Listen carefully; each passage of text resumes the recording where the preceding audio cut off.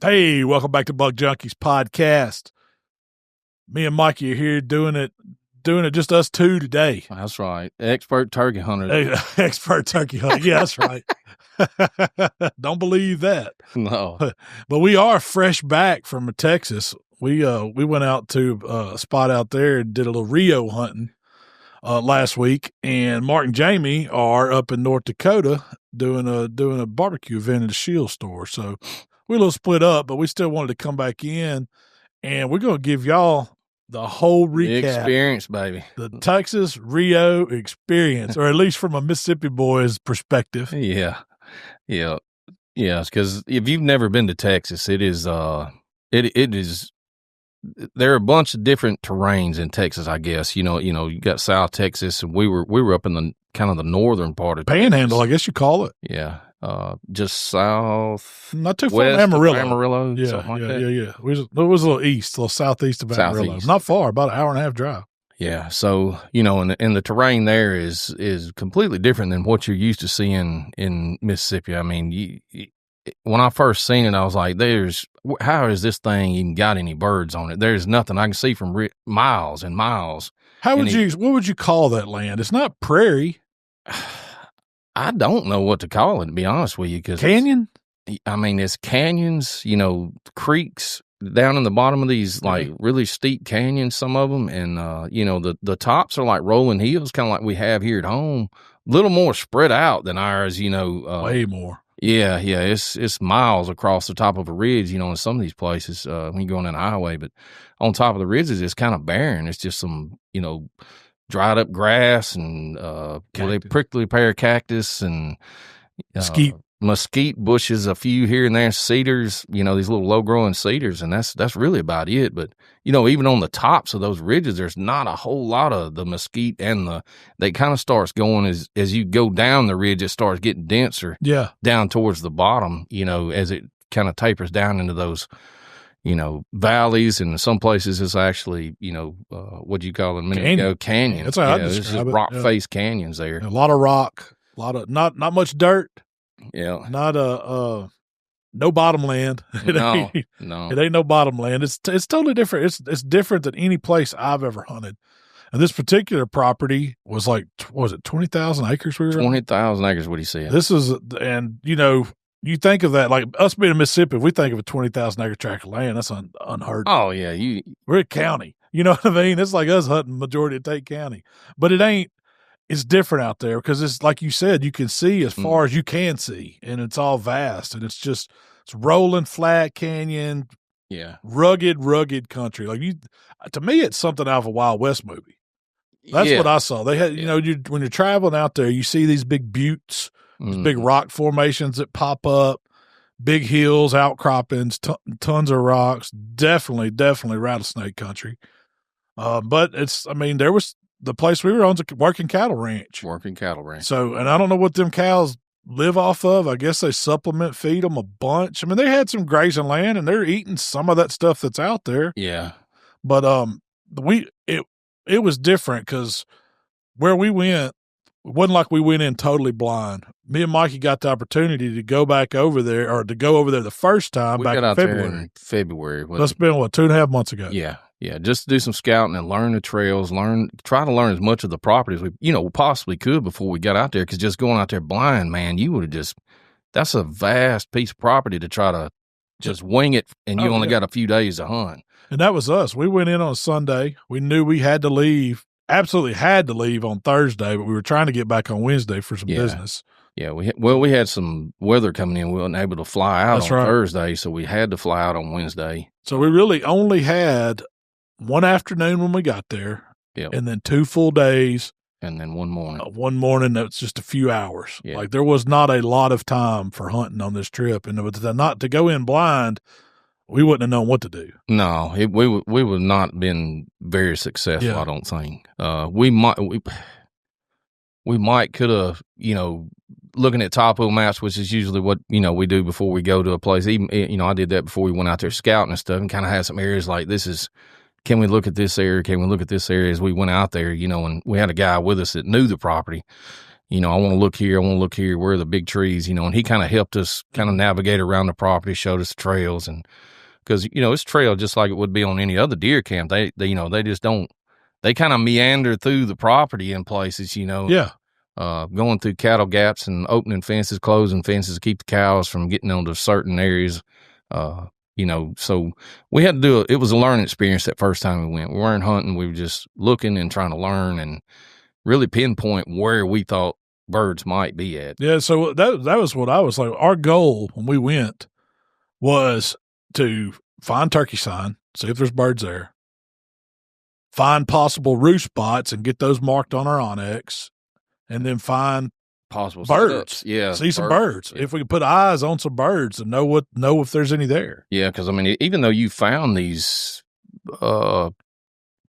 roost spots or things like that, we did find those, what we thought were roost spots, they're big cottonwood trees and, I guess they were post oak trees that were down in these bottom or creeks down these, in these bottom of the canyons down there where water did kind of stay at, periodically throughout the year. They don't get much rainfall out there at all. Yeah. I forget what they told us it was average a year, but it wasn't many inches. Just a few inches. It wasn't much. So these bigger trees are in the bottom, which is where the birds like to roost at, but you had to figure out which ones they were roosting in. Not every one where they roosted in, you just kind of figure out what areas they like to be in. But not only that, we had to figure out how would you set up if they're here, if we didn't know, because, you on one side, it's just a rock face canyon, on the other side is just real steep terrain. You can't get in. You can't really get into. So it just, you're trying to figure out like, where would you set up? We're screwed if these turkeys fly off the roofs and fly up on the side of that canyon. Oh yeah, we're done. Yeah, you got to go miles back around to get over to that side where they were at. So what did you know about the Rio species of turkey going in compared to like our easterns we hunt here in Mississippi? One thing, watching YouTube is very deceiving. I can tell you that. I thought they were going to come running. Like you get out there, you can slam a door on side by side. You ain't got to walk nowhere. They're going to come flocking to you, pick out which one you want to shoot, and it's that easy. Yeah. I'm not going to bash anybody, but some of these boys that are hunting Rios is on YouTube and Outdoor Channel. Yeah. I don't know where they were hunting at, but it wasn't the ones we were hunting, wasn't the same birds we was hunting. No, not even close. So, what I'd seen before we went out there is, multiple gobblers running in, aggressive and, them shooting 2, 3, or 4 birds, bang, bang, bang at gobbling one time. Their heads off the whole not time. Running off after they shot and stuff. I was like, wow, this is going to be a cakewalk if we just find them. Yeah. And that's what I was thinking. I was like, this, we're going to try it one time. I may not do this again because if it's like that, it's still fun, but the challenge wasn't there. And so when we got ready to go out there, I watched a lot of videos on how they were calling, and I talked to some friends of mine or friends of ours that had went out there and experienced it before. They were telling me that they're just stupid. They don't know nothing, and they're not hard to hunt. And da. And you call aggressively to them, you can call soft, however you want to do it. Doesn't matter. They're coming. Don't worry about it. You'll get birds. Not the case. Not the case at all. Mm-mm. We didn't have problem seeing birds. It was actually getting birds to work, because I don't know if it was early in the season for them, if it was late in the season for them. I know when we went out there in February and we started marking spots, and then me and you were riding around one morning. We got up early to go out and see just what the birds were doing in the morning. And we rode around. We'd seen a few here and there. And then I don't remember where we were I think we were in the south side of that canyon. I heard we were. One. And I said, Mike, I just heard a turkey gobbles. We drove by, and he said, no, you didn't.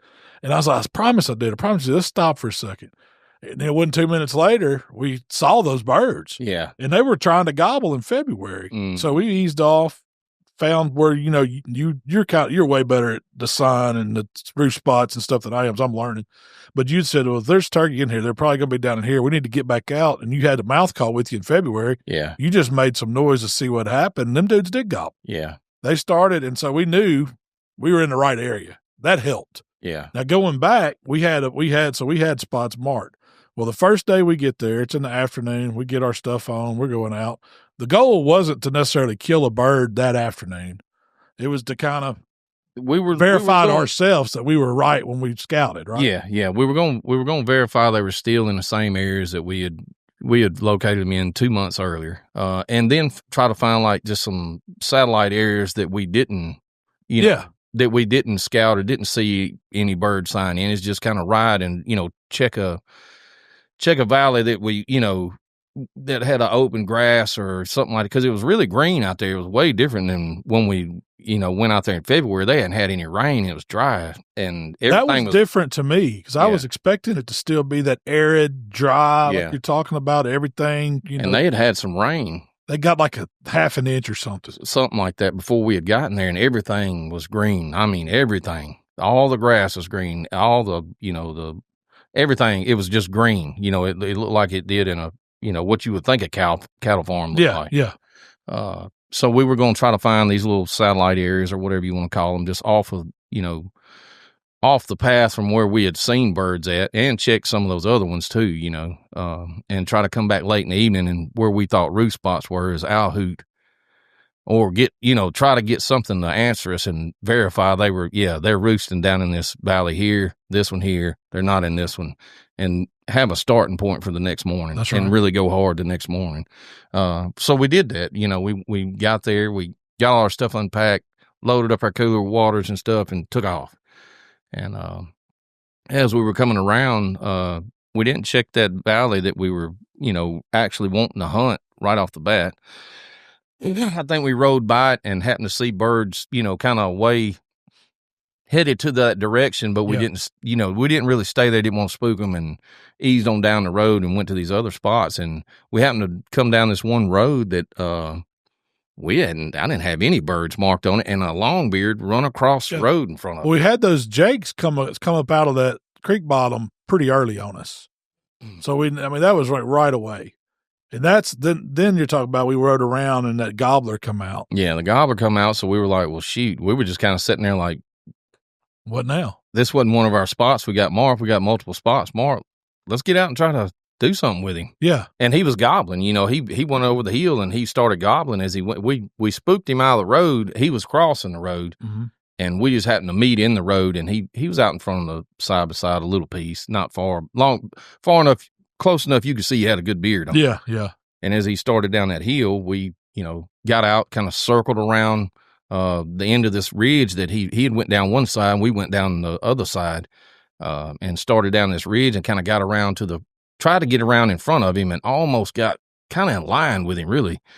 And anyways, I sat down and called. You and Zane set up out in front of me, and I sat down, no camera, no nothing, because we had all intentions of filming, but we didn't bring the stuff with us when we was doing our scout run. Yeah.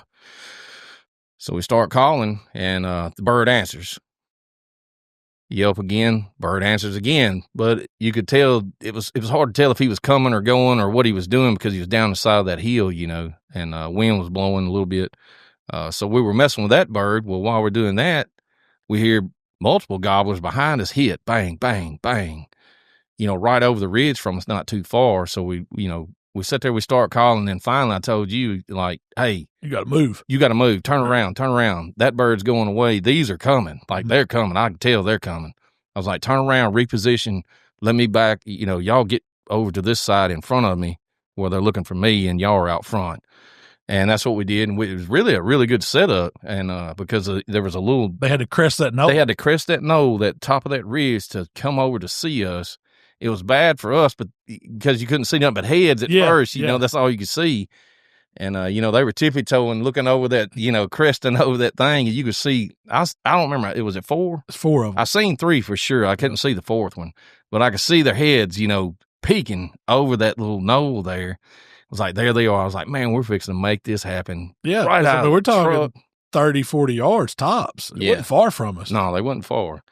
So these things are going nuts, they're gobbling, and, you can see them moving around up there, and we're still trying to verify that we wasn't out there after jakes. You can kill jake, but we weren't out there after jakes. Mm-hmm. So the birds are kind of sitting around, boy, heart's beating. Mine's thumping. I'm like, holding the gun. I was fixing to do this right out the gate. Like, we're fixing to do this. It's just like it was on TV. Haven't been there 3 hours. Yeah. So anyways, these things walk up, and they did respond well. Those did. The other gobblers responded well. And they come up there, they get up close. Jake, y'all start calling them out. I can hear y'all, Jake, they're all Jakes. So we're like, okay, well, let's just let them ease on, just stop calling to them. Just don't blow them out. Just let them, ease on off and not mess with them no more. And that's what we did. So then we get up, and after that, we just roosted some more birds. Yeah, we went around trying to find roost spots, roost some more birds. We actually went down in the bottom, seen some birds, in a tree. Got them pinpointed. Came back to the spot we really wanted to hunt. After there it was got a dark, lot of it was almost dark, like black dark. Mm-hmm. I said we want to go in this bottom. We knew we did because I'd already I got out on foot, and a lot of turkey feathers, a lot of dusting, a lot of turkey poop around on the ground. So I was like, I know these birds are working in this valley here pretty good. So as we're going home, we decided we're going to check that spot. And we start down the hill. I think I out-hooted once, and man, the bottom lit up, son. I'm talking about lit up. I don't know how many gobblers are in that bottom. That might be the first successful, getting them to gobble on the roost like that I've actually had, because we just don't see it on our property. Nah, turkeys are tight-lipped in the afternoons and evenings. Yeah, we've done it several times, and it's been really hard to get them to gobble on the roost in the evening times at the properties we hunt, and we hadn't been very successful at that. We've tried it multiple times. The one time that we did, we didn't even do it. It was coyotes got kicking off, and bang, they fired off after, and then we kind of pinpointed that bird for the next day. But, these out there, they, in the evening times, they are active, son. When they get up in that tree, it don't take much for them they like talking. Yeah, they love it. And when that bottom lit up, I was like, we got them. We got them in the morning. This is going to happen. All we got to do is slip in there. Yeah. So we got a little cocky, and, we went back to camp, unloaded our stuff, changed out. And Zane is big into coyote hunting and calling at night and predator hunting and stuff like that. So we're like, we're going to go predator hunting. Let's go and knock off a few coyotes or hogs or something like that. We ain't got nothing to worry about. We're going to knock one off in the morning, no problem. Yeah, come back, cook dinner, and we'll... Yeah. Yeah. So you want... Well, then that's what we did. We swapped out gear. We broke the rifles with the thermals out, grabbed our bog pods and tripods, and loaded back up. And we went out and hit the open ground. Yeah, and started calling. I think we heard coyotes. We had one kind of interested. I think I saw him with my thermal. I don't know if y'all ever got a good look at him, but we didn't have much success. We did run up on a hog. Yeah. Didn't get to kill it, but it was a big one. But that was our man. We coyote hunted probably till before. So the deal with hunting out there is, I'm used to it getting dark around here, 7:30. Yeah, out there it was 9 o'clock. Right at 9. Before dead on 9. And then we had a ride because you're miles out on this property. You're 20, 30 minutes sometimes on a side by side to get back to camp. So before you know it, it's nearly 9:45. And then we went coyote hunting, and time you do that till 11:30, you come back and we didn't cook dinner. No, we didn't cook dinner or anything. We just stopped at the grocery store, and what do y'all want to eat for the next 3 days, and man, we had pork loins, we had chicken, we had all this stuff that we had bought to cook. And we wound up living off of ham sandwiches, nabs, and water. That was it. That's it. Didn't buy it. I don't think we had 12 beers apiece. That didn't last long. That's all we had. So we were rationed out on the water and the nabs. By the end of the trip, we'd eat a couple boxes of nabs and the ham sandwiches and stuff. We had packed lunches, and it was just so much stuff to do out there that we didn't want to sit around. We don't want to come back and sit around and do like we normally do at deer camp or whatever. You come back in the middle of the day, hang out, do a little cooking, and make something for lunch. Yeah, take a nap. Yeah, out there we didn't. We were on a mission to, bird hunting and maximize the opportunity that we had. So, and that's what we did. Yeah. So we got up. We set the alarms for like 4:30. We were out. We were up, packed, and loaded by 5:30 a.m. Mm-hmm. And in the pitch black, headed out to the roost where we thought they were roosted. That was the first morning. Now, Mikey, you kind of had the spot. You knew where we needed to get. I knew where we needed to get. We didn't know where the birds exactly were. We knew the vicinity they were. Mm-hmm.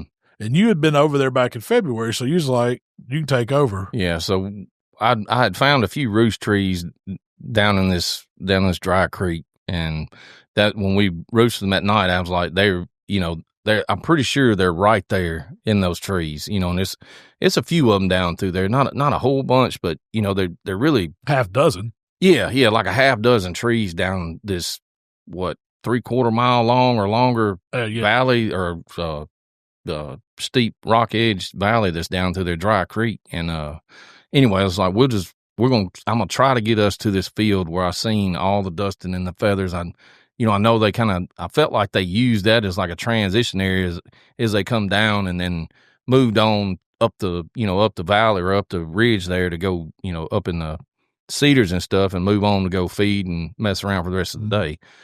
And so we start down in there. We grab all our stuff.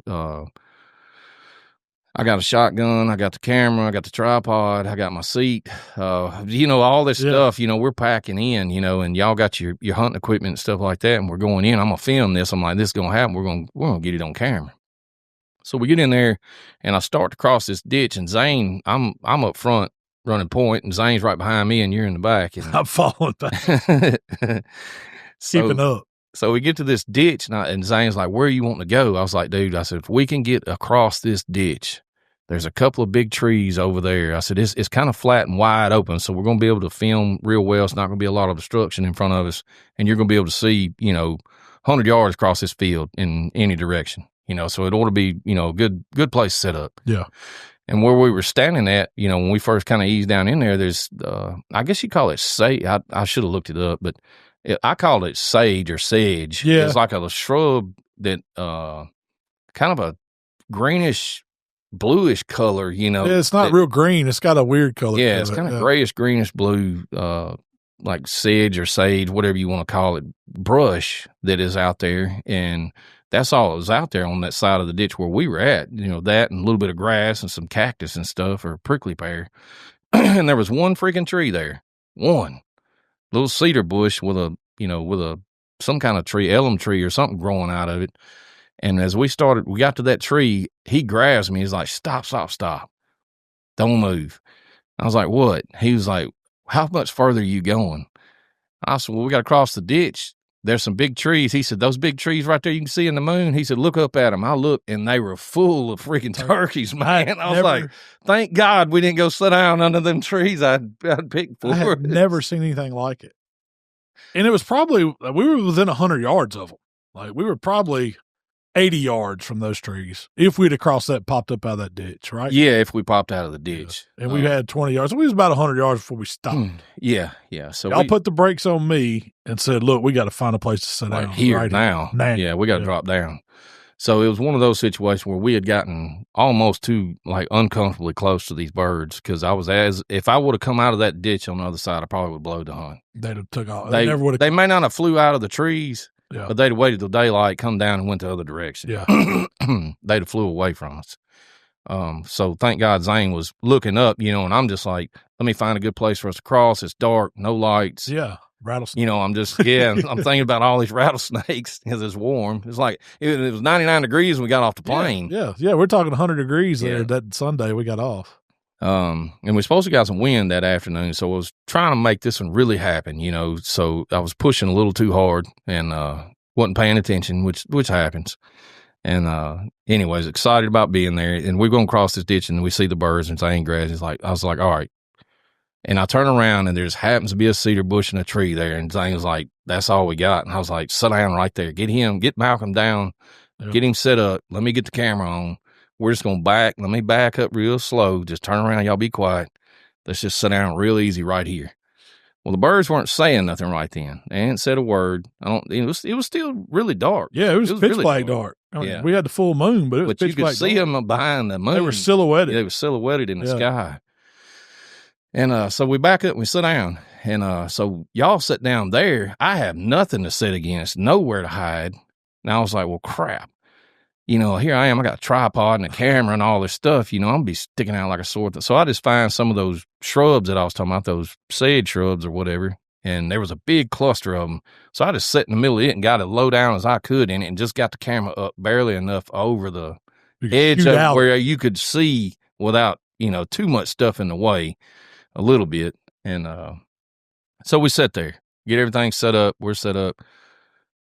Wood start coming alive. Turkey start gobbling. And when they start firing off, son, I'm talking about they start firing off. I don't know how many were in that creek with us. It sounded like I don't 60. know how many. It sounded like 60. I don't know how many. There was a bunch. More than I'd ever seen in one setting like that, roosted together. I've seen a bunch of turkeys before walk up on me in a big wad, but not just all in one tree or two trees like that. That tree, every branch had a freaking turkey on it. And, you got some cool footage of them in the tree gobbling. Yeah. So we've got that. I've seen that. So yeah. That'll be coming out. But one would fire, they would all go. Another one would fire off, they'd go again. And it was just constant like that. So everything kind of wakes up. We're sitting there, and man, my heart's it's about to pound out of my freaking chest. I'm like, man, this is fixing to happen. You can't imagine what I felt. I've never seen anything like that. Like turkeys roosting, I can see them gobbling on the tree that many. Yeah. I'm thinking, this must be easy. This is like shooting fish in a barrel. Yeah. So y'all are sitting up there. Y'all got your guns. You got your pod, bog pods or your tripod for your shooting sticks or whatever. Yeah. And y'all are like set tucked up in this cedar tree. Zane's on one side, I'm on the other, but we can hear each other. We're close enough to talk. And where we were going to cross the ditch at, there's a heavy game trail there. Like that is where the birds, I'm pretty sure that's where they, the easy place to cross where everything. Where we were going to go down. We were sitting right in it. They were going to come that way. Yeah. So I was like, they're coming this way. We didn't realize that though. Yeah. I thought they were going to come out in front of us. Yeah. Where I set up, it didn't happen. But these birds, anyways, we'll fast forward. They start pitching down. We start seeing them hit, and it's fixing to happen. It's strutters. We can tell they're blowed up. Yep. They're out there 120 yards from us. And you can just see multiple fans sticking up out of that grass, and they are going nuts. The hens are fighting. They're tussling over, I guess they're getting their pecking order back in right for the morning, back in check for the morning. And you can hear them purring and the gobblers purring and fighting, and it was unreal, man. The vocalization of those birds. We heard every call that you can possibly imagine a turkey could make. Kiki to everything. All of them, all in a matter of minutes when they hit the ground. Drumming, they were doing it all. So we see these birds. They're out about 120 yards or so in the grass, and I'm still leery if they're coming or not. And then we start seeing them working our way. And they don't all work our way at one time. It's like a few, couple of birds start up that way. The rest of them start following, and they kind of start filtering up towards that way. Well, they go kind of past us a little bit to our right. They don't come across that heavy game trail right in front of us. So they start working to our right. I'm like, oh no, they're going to go around us. This ain't good. And we let them know he was there. Yeah, so Zane was calling. He was calling a little bit, not aggressively at all. No, but he would do something, and they would gobble. They would answer, and they were responding. And we're sitting there, and we see these. They get to about 60 yards, something like that, across this ditch from us, and there's an opening there. And I'm filming, and I'm getting aggravated with Malcom because I can see these gobblers over there across the ditch, and I'm like, "Oh, shoot one of them gobblers." Shoot one of them gobblers, and it's a wad of them, son. Wow. I'm talking about, I don't know how many it was. That was up in there amongst them shot. Yeah, and Zane, thank God Zane was there to kind of voice a reason there. He tells Malcom, do not shoot. Yeah. If you shoot from here, you will kill every turkey standing on that flat. Right. That's what he told. Because, I done clicked the safety off. I don't know if you heard it. You went over the limit. I had clicked the safety off, and I was like, I think I can kill that bird right there. But they were wadded up. And, I'm talking, when they were strutting, and the beards were swinging. And they were dropping down in this ditch. And so when they dropped in, we lost sight of them because it's pretty deep. It's pretty, 10 foot deep. Yeah. Yeah. Over our heads if you drop down in it. Yeah. And it's dry. So there's there's a few little puddles of water here and there, but the whole ditch has not got water in it. Easy to cross. And they start easing down in this ditch, but they're dropping in one or two at a time. One or two go down in there. Then they disappear, and you're like, all right, they're fixing to pop up right here. Get ready. So you start pointing, you start changing body position to get set on these birds. Where we think, they went in the ditch right here. They should come right up out of the ditch right there. Oh, no. These birds start coming out 40 yards down the ditch, dead in front of you where you was pointed originally. I'm talking about in the face. So they walked down the ditch, and they just walked that dry ditch until they got almost right to where Zane was calling. Yeah, they were coming to where the sound was. The hen was coming from. Yeah, that's what they were doing. But what got me was you were back behind me to the right, maybe 10 yards, wasn't it? Would you say 10, 15 yards? Something like that. I wasn't real far. It wasn't nowhere. I couldn't get as far back as I wanted. So one of the birds that was gobbling us, one of the first ones across the ditch, he did exactly what you said. He dropped down in there after he was strutting. He come up and he went way around you and got in behind you and started gobbling. And then that's when I was slowly, because I thought he was fixing to come right across us. And I was going to you were going to have the camera on him. I was going to be turned. Well, what happened was 2 or 3 jakes got up in there and got to tussling with him. Yeah. And them jerkers were running all over you. I mean, at one time, they might have been within 25, 30 yards of you. I had a long beard and a jake standing on my right, and I was trying to get you to spin on around because at the same time, y'all had a jake and a long beard in front of y'all that had popped out of the ditch. And you could see their heads, but they were down the hill. You couldn't make out which one was which as they went through that brush. And their heads is the only thing sticking up, and the top half of their feathers. Yeah. That was it. So you're trying to identify them, see which one was a long beard, not shoot the jake. And they're right in front of you, so you kind of spin back around to shoot at one of those birds, and they're right there. And I mean, then I see them go through a gap, and I'm like, Longbeard's in the back. Yeah. And I don't guess you really heard me in all the commotion, because I mean, you got to understand, like trying to communicate with birds at 20 yards is. Yeah. You're trying not to blow this hunt. And big old me trying to turn. Yeah. And not make Malcom spinning in that seat. I know at one point I had got turned to where I was across you. I mean, you're behind me, but you're over, you're to the right. I would have been shooting and it'd have been a perfect angle and it would have been safe. But by the time that bird got to tussling with those jakes, I cut my eyes and that other longbeard is standing there face to face on. It felt like face to face. It may have been 15 yards, but it felt like face to face, and I could not turn. And that's when you were going, shoot, shoot, shoot. And I was like, I can't freaking move. He's looking at my tip of my nose, And so he went behind the tree. There was one tree that was sitting in front of me, pretty good sized tree, and we were behind it in that bush. Well, Zane was on one side, and I was like, he's going to kill this bird if he sees him on this side. He's got to, because I can't get a shot. When that bird stepped behind that tree, I spun and got where I needed to be. And then 3 more jakes popped out of that ditch, and Zane couldn't tell because the grass was so tall there. All we saw was heads, and you did not know which one was the strutter. And that was my problem. I couldn't identify, so I wasn't just going to shoot recklessly and kill some jakes or, know. That was a frustrating thing is that when they were coming out and when they come out of that ditch, they were looking for the call. Yeah. Or for the hen. And so when they come out of the ditch, they were on high alert. Their heads are up, and they're standing there, like statues, and then they'll move a little bit through that brush, and they're just still looking, like right where we're at, trying to, where's the hen at? We heard her. I know she's here. Where's she at? So then they start looking for, like, does she slip off in the ditch? So they'll go in front of you, and then turn around and come back in front of you, and you still can't get a shot at them because you're not sure which bird is which. That's what happened. Yeah. And then I've got Longbeard and Jake that slip out of the ditch, and they're in my pocket. Like they're right here. I mean, and you can't move. I can't move. You're pointed in the wrong direction. The birds are going past us, and this one's over here, and you can't spin around, and they're so close. I mean, I would say that Jake and that Longbeard that came up and swole up right next to me were about 30 feet from me. Yeah.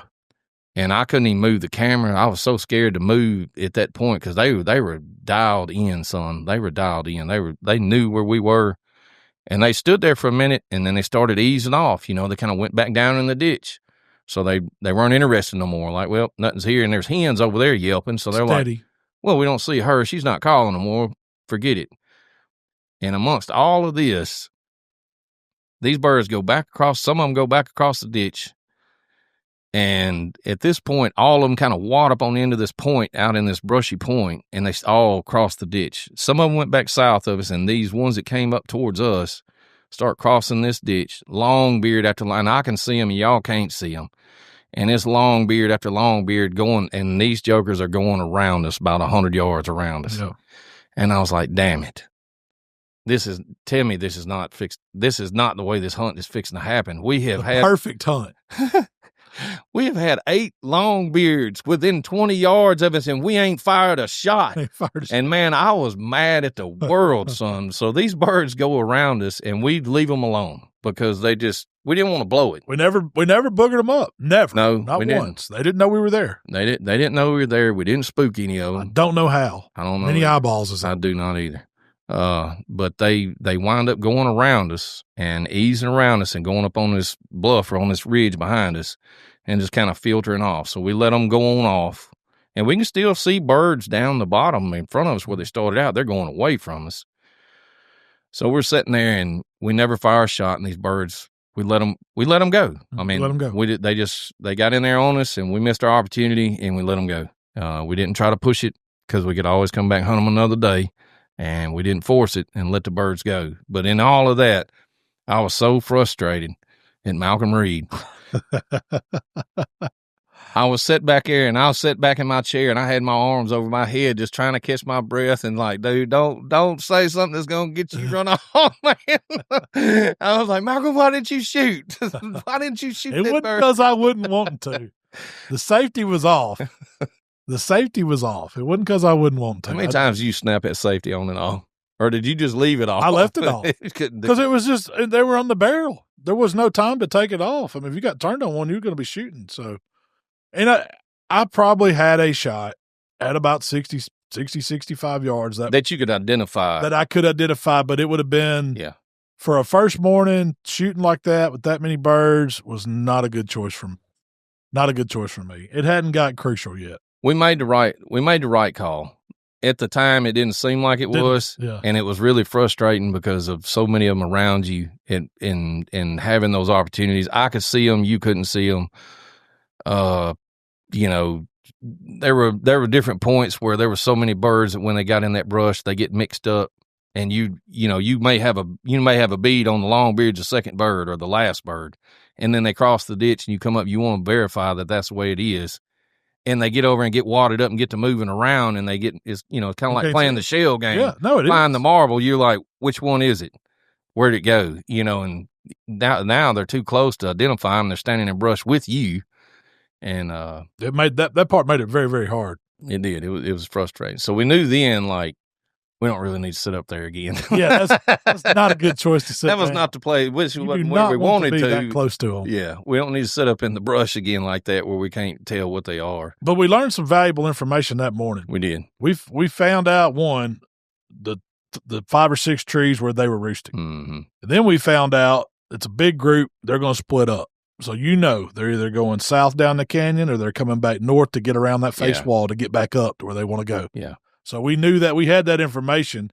When we gave them birds time to get out of there, we backed out completely and didn't mess with that spot the rest of the day. We did. We left that one and never came back.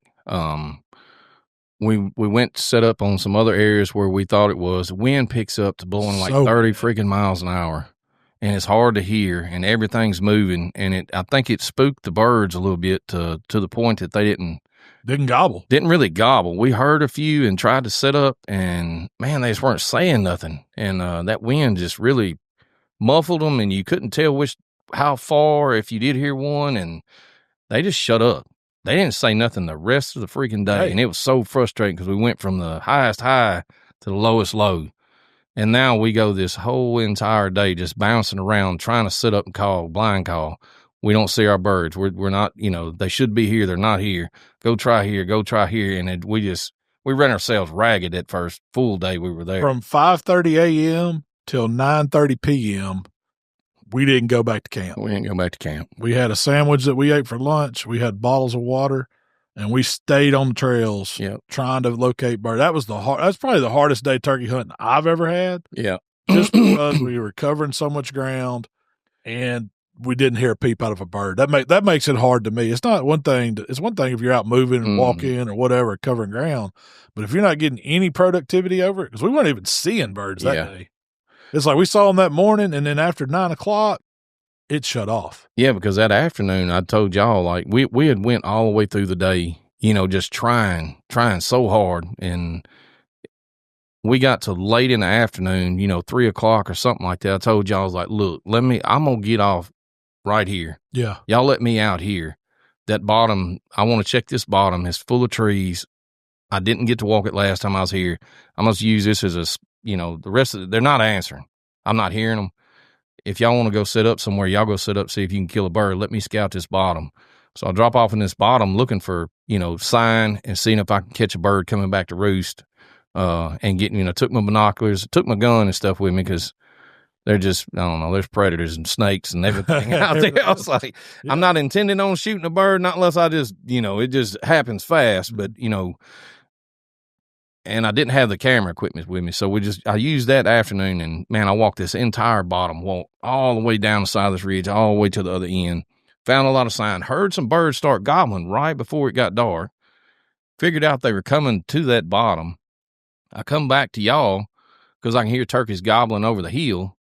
And I come all the way back up the ridge. Well, by that time, y'all had kind of abandoned your setup and went looking, coming around the other end of the bottom of me, and I was at the other end. Yeah.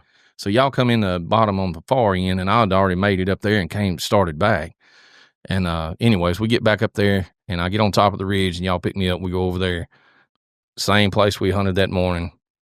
Birds are gobbling again. We didn't have to do nothing. They're already going. So my afternoon, that dry day like that, we dropped you off, and what Zane and I realized was, okay, we saw half those turkeys go south down the canyon. We could go to the far end of that canyon and hopefully catch those birds on their trek back to roost that evening. We could intercept them. We'd be in between them. Maybe one of them would gobble. They hadn't been gobbling that day.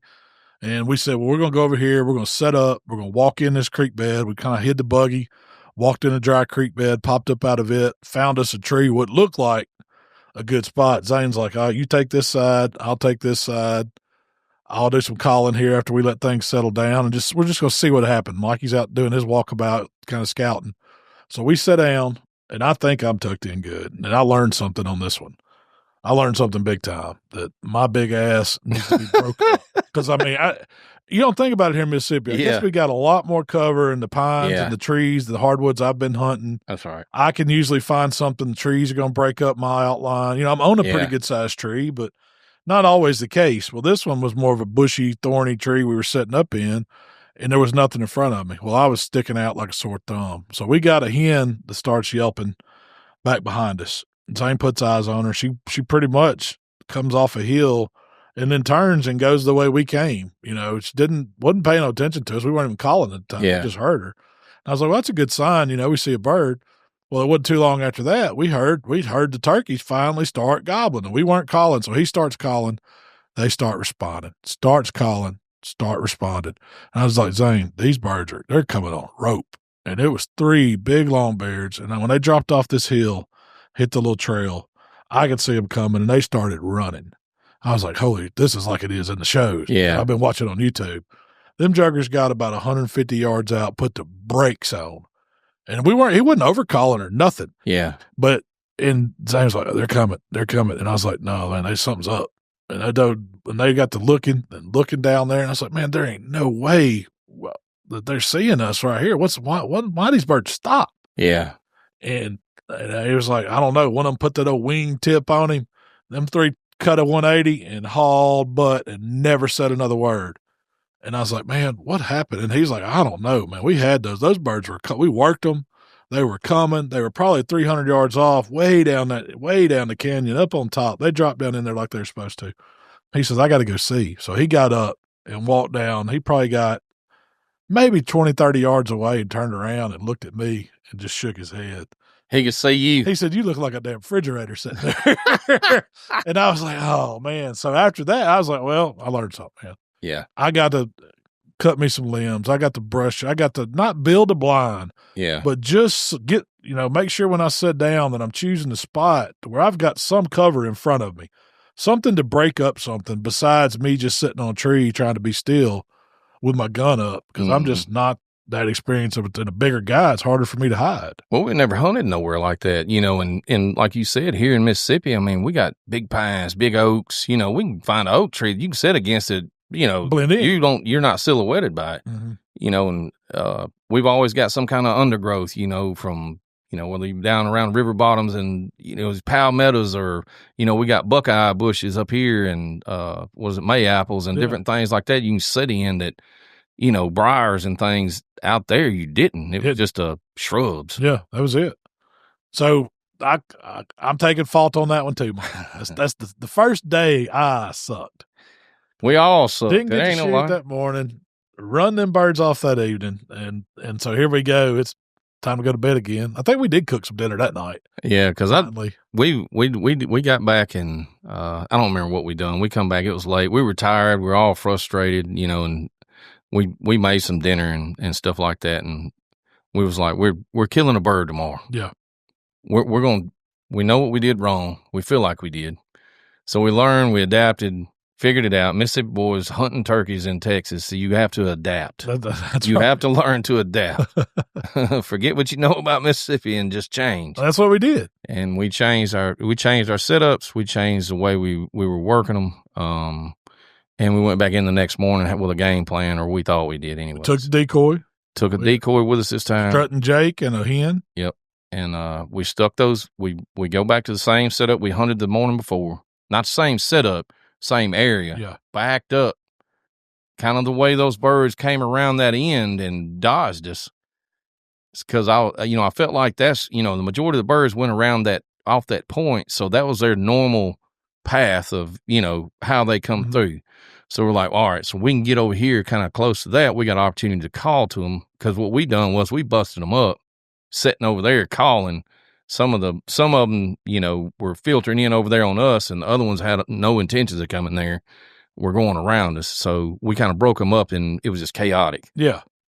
That's a great way. I never thought about it like that. That's a great way to describe that, though, because we did bust them up. Yeah. And they were trying to get back together. We were pulling singles, they were, oh, there's a hen over here. Well, Leroy's got his, and Malcolm's got his, and Jamie's got his. Yeah. Let me get over here and shoot. Let me get one. Yeah, yeah. And here they come, the ones that weren't, already kind of paired up, or, they may have been the less dominant gobblers coming in. That's what we had kind of running around. So they were long beards, but they were, there's a bigger dog over there on the porch than them. So, anyways, that's what we were pulling off. And so we decided we're going to try to set up in a different spot, back out of that stuff. We found it's kind of like a little, I don't know what you would call it, just a little hump out there off this flat that they do this they call it grubbing. They take a bulldozer or a tractor or something, they push this mesquite brush and pile it up. Well, they had made us pile, and mesquite had grown around it too. So we had something to back up in and break us up really good. I had a tree on both sides of me, give me some covers, limbs in front of me. I felt really good in that spot. Yeah. So kind of the same thing. Get there way early again. Black dark. We set up, get the camera set up. We get everybody set down, set up. Everybody gets comfortable. Get real comfortable. We're going to be here a minute. We're not moving. We're going to stay here and call until we're successful. We're killing a bird this morning. We're damn determined it's happening. There's a bird. Yeah, it's dangerous over here on this little. Yeah, if he comes, we're not being selective. Yeah, I still wouldn't shoot a Jake. No, we wouldn't shoot no Jakes. But so I told Malcolm before, I was like, we need to kill on camera. We got to make this. We need to make this happen. You're shooting first. Period. No, you're firing the shot. There's an opportunity to shoot two. Zane's the next shooter. He shoots. I'm taking a gun, but it's just going to be laying over in the dirt. Yeah, because you got the camera. I got the camera. I want to get this on film. So I lay the gun over, set up, get the camera, all that stuff. Same thing, almost identical to the morning before. Sun comes up, birds start gobbling. Bang, bang, bang, bang, bang, bang. Bottom lights up again. And anyways, we see them fly down. Exactly the same way they did the morning before. Exact same scenario. All the fighting and purring and just chaos. Jockeying. Man, they're going nuts. So we we sit there, and Zane kind of calls to him a little bit. Well, this one single hen, for some reason, starts running to us, just comes across the ditch away from all the other birds. Don't know why. She just did. I mean, I guess she was coming to the call. I don't know. She sees the strutting decoy and the hen decoy out there, and she's like here she comes. She just kind of moving through. She gets up there and she stops and about faces and heads back before the other birds are crossing the ditch, and she don't like what she's seen. And I was like, oh my God, this is not happening. And she's headed out. So I told Zane, I was like, call soft. She's nervous. We didn't make no noise. We stopped calling because she came, and it was a mistake on our part, not making her feel comfortable. Mm-hmm. She gets up there, sees decoys, and they ain't saying nothing. She's like, nope. And she starts off. Well, she gets almost back down there to where she is, and Zane just yelps real soft under his breath, and she stops. And she stands there for a second, and she calls back to him. And then she starts getting vocal, and she starts revving everybody else up, and here they come. Foop, foop, foop, down in the ditch, and they're coming out. So all these turkeys are coming out. So the biggest wad of them kind of stayed back. Mm-hmm. When we had a longbeard come out by himself. He went past her. He come all the way up to that strutting decoy. I'm talking about on a string, son. He come up there, let down, run to that strutting decoy, and spun him around. Poop, and like challenged him right there in front of us. Yeah. And I'm trying to film this, and I'm going, shoot, Malcolm, shoot that one, shoot that one, shoot that one, shoot that one. And the whole time, I'm sitting there, and I was like, Zane, we can double up. These other ones are coming. Because I don't know if you noticed it, but there was another group of 3 longbeards coming behind that one, and they looked a little bit better than that one. Yeah, he was. A little bit longer rope. He was pencilly. He had a pencilly beard, but he was his long was beard. Full. Yeah, he was a full. He was long. He wasn't a long beard. Yeah, but he had like a 9-inch beard or something like that, which is a good bird. Yeah, but it was real narrow. Mm-hmm. I call it pencil beard, but and then the paintbrushes are back behind him back there. So coming that way though. And I heard y'all kind of mumbling back and forth to one another, and I was getting aggravated. I was like, no, please, not again. Please don't do this again. So I'm like gritting my teeth a little bit, and anyways, here comes these birds. I'm like, okay, I feel better. Here they come. As long as we don't blow this one off the decoy, because he's tussing with that decoy down there. He's mad. 15 yards from me. Yeah, he's not far. Yeah. And not far. We look up, and Zane, I heard him say, all right, I'm going left, you're going right, Malcolm. On 3. On 3. And y'all had already talked about what is it 1, 2, 3 shoot, or is it 1, 2, 3, bang, after 2 shoot? It was 1, 2, 3 pull. Y'all had already kind of discussed that. So anyways, birds come up there. We got 3 longbeards standing out there. What they 50, 40, 50, 40, 45. Somewhere right in that 40 to 50 yard range. Easy range. Should be easy range. Yeah, easy range where y'all set up with y'all shooting, y'all patting their guns that far, and they're killing out that far easily. And so they get there, and Zane's like, they're in range. You go left, I'm going right. Let that third one separate, and y'all did. That third one kind of eased over to the far enough away where he wasn't going to get blistered or nothing. And y'all 1, 2, man. And when y'all started counting, son, I'm talking about, I don't know if you can see it in the camera, but my heart is thumping. And I'm going, we're going to get this on camera, man. We're going to get this on camera.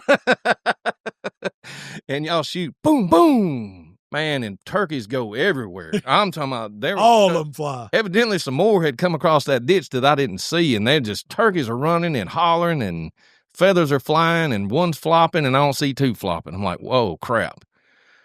So one of the birds didn't go down. You shoot multiple birds in Texas in the same day. Yeah. So Zane tells you, shoot that other gobbler right there, and there's one running away from us. It was the one that was at the decoy. It was the one that was at the decoys. He said, get that one. And you try to shoot, and nothing happens. When I shot, it blew the charging handle off my gun and jammed the shell. Yeah. So you jammed up. So I'm jammed. And anyway, Zane starts hollering at me, shoot that bird before he gets away too far out. And I just instinctively, my gun's laying over here on the ground. I've got the camera, so I get up, I grab the gun, and by the time this is a brand new gun that I bought right before we come to Texas, 20 gauge. And I'm like, that bird kind of far, so I'll lay it down. I mean, I beat him down and pull the trigger, boom, and I see him roll. Dirt rolled. I was like, no way, I just killed that bird that far. Was that your longest, you think? That was the longest I've ever killed a bird. Yeah. And he was running. And he wasn't zigzagging much. Yeah. He was running away. He was looking back at me like he was going, like I was throwing him a touchdown pass. I couldn't see any of this because there was a big bush right in front of me, and you were kind of on that side, so you were shooting on the other side of it. I had no idea. I was sitting there trying to get my gun unjammed. There's birds going everywhere. We got one dead out there flopping. You dirt roll another one, and I'm like, what did I do? Yeah. And at first I'm going, that's my bird. My bird's the one that fell. Yeah. That was my bird that fell. So, and all the chaos, Zane's gun messes up. Yeah, his hung up too or something, didn't it? Something happened to his. I can't remember what happened to his. Something happened to his gun. It wouldn't fire again. Yeah. And because I was trying to figure out, I was like, why am I shooting? I'm the camera guy. I'm not supposed to be shooting. I brought malfunction. Yeah. So both of y'all's guns are malfunctioned, so nobody else can shoot, and we still got, turkeys in range. So anyways, after all the chaos and we get up, we walk out there. There's one gobbler laying out there where y'all shot. Heart kind of sank. I was like, oh, crap. This ain't good. Yeah. What happened? Y'all, should have had 3 birds. Should have. Yeah. Yeah. We should have had 3 out there, but, we're not sure what happened here, and anyways, I go out there and I get my bird and bring him back up there, and we start kind of like trying to figure out, what the hell happened here? There was no way that we missed a bird out there. Yeah. So we pull the footage back up. I don't know if y'all shot at the same bird, if he ducked or, when, I don't know if he moved or something. I don't know what happened, but it pretty much. That's the luckiest bird in Texas. It is. Now. He is. To have that much. The one next to him's head just whap. I mean, it. And they weren't 12 inches apart. No. I mean, the overspray should have killed the second one or big, So I don't, I don't know how I missed. It was my bird, the one on the right. Yeah. And when you go back and watch the video and we slowed it down, all the shot goes through that bird. Yeah. I mean, you can see it behind him, around his head, his body, everywhere. The other bird flops dead, and this bird spins and takes off flying. Yeah, he took off flying hard. We looked for him. There was no evidence that bird went down. And we seen him fly for a little piece. Oh, yeah, so, it was 150. He would have been winged up. He would have got up, and I feel like he would have got up and came back down. He flew over that ditch into some thicker stuff. Yeah. And you went down in there, walked that ditch and looked. Mm-hmm. It was one of them deals that I can't explain what happened there. Yeah, I don't know what happened. It just is one of those situations where it was a fluke thing, I guess. I mean, I don't know. So anyways, Malcolm's kind of down, we look at it and it was, we feel like it was Zane's bird. It was one on the left that he was shooting at and Malcolm was shooting one on the right. So I got a bird and he's supposed to have a bird. Zane's got a bird. You supposed to have been first priority and you didn't even get a bird. And, so, we're all kind of like, it's a good hunt, but dadgum, it's all right. We're on a mission. It's turkey hunting. It never goes like it's supposed to. We're supposed to have a good day today. Let's go and make the most of it. Yeah. We throw them birds in. We're gonna go back. What we decide? We're gonna go back. Go back. Get them in the fridge. Get them. Yeah. We were gonna go back. Get them. Breasted out, tagged. Because we didn't have cell phone service in Texas. You had to put a physical tag. Mm-hmm. So we tag the birds, throw them in the back, take off for camp. Check them in where we can get back to camp where we got service. Check them in on the Texas government website, whatever it is, Wildlife Fisheries and Parks for Texas. Get them checked in real fast. Get both birds checked in. We breasted them out right then. Yep. When he got them in a bag, throw them in the refrigerator, set the birds off to the side over in the shop so we can come back and get our stuff off of them. And we tear ass back out to go run again. This is 9:45, 10 o'clock. I run in, make a few sandwiches, pack them in a thing. We're not coming back home. We're going to get some more birds. Got my gun back. Yep, got your gun back functioning, and got Zane's gun back functioning after a few minutes, and we tear back out. So we're headed to. We go back around. We check this one spot. We didn't have any kind of luck with nothing answered or something. I can't remember why we left that one spot. We had saw a bird. Well, we came back. When we were coming back, we spotted one. Yeah, we were coming back down that bottom, and the bird runs across out of the ditch and runs up the hill And as soon as he crosses over in front of us, he gobbles. Bang. Yeah. We're like, no way. So we passed this bird. No, we were going back to camp when we. Yeah. That's what it was. I'm sorry. I got it backwards. He got about an hour and a half wait. That's right. So we went all the way to camp, and he crossed the road in front of us and gobbled as he went over the hill in front of us. And we just kept on going. It's like, wow, we're going to come back. We're going to come back and try to hunt that bird. He wasn't spooked. He gobbled. So we left, did all that, and we come back. We stopped, 200 yards from where we seen him at, 300 yards around the corner. So we walk around the corner, and we walk all the way down there to exactly where we seen him at, and we get set up as close as we can. Saw two hens, like, on the way up there. We stopped. Remember, there were a couple hens that filtered his way. It was like, oh, those turkeys still in the area. So we get set up there, and now, the challenge in Texas turkey hunting, like Malcolm said, is finding cover.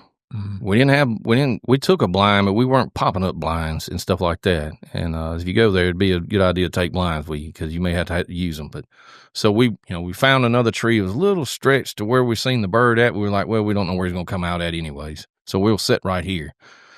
And there's a ditch in between us and where we had seen the bird, another dry ditch with, no water in it. And anyhow, we're sitting pretty much on the road. It's a four-wheeler trail. Call it. It's a rancher's road where they feed the cows and, check cows and all that stuff. So it's just old red dusty road down through there.